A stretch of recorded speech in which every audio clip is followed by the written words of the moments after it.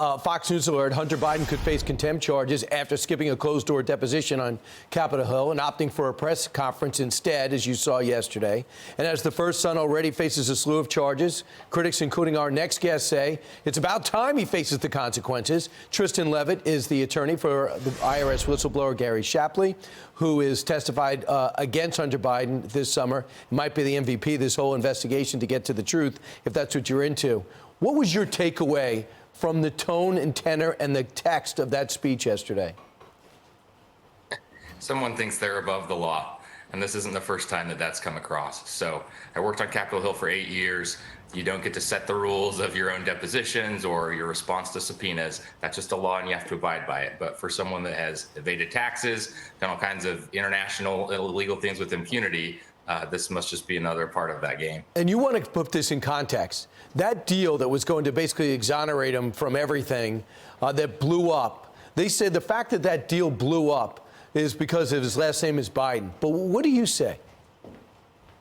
Well, if you look backward in time, you can see that Abby Lowell and Hunter Biden's defenders are starting in Act 3 of the play. So you go back to the beginning, the investigators found serious evidence of crime. That's why they recommended felony charges for multiple years, starting with 2014, the year that Hunter Biden tried to hide his Burisma income. There are questions about whether, about the extent of that and what role his father may have played in actions in Ukraine. But so you look at in 2022, just 2 years ago, the IRS, the Department of Justice were ready to charge him with all these felonies. And it was only after Biden political appointees got involved in the process that it got watered all the way down to the slap on the wrist plea deal.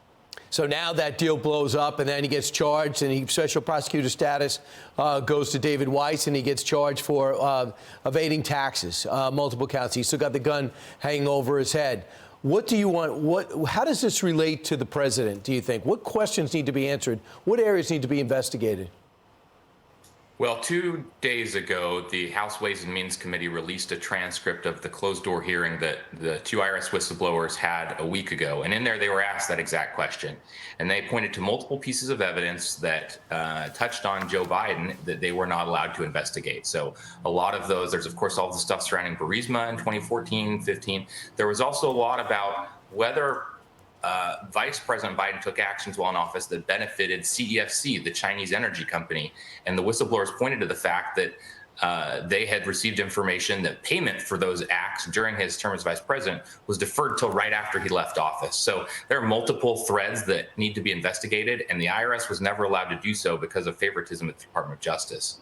I want you to hear with your client speaking about what he wasn't able to do, this back in July, that really alerted to people that there's a lot of there. The U.S. attorney in Delaware in our investigation was constantly hamstrung, limited, and marginalized by DOJ officials as well as other U.S. attorneys. Prosecutors instructed investigators not to ask about the big guy or dad when conducting interviews.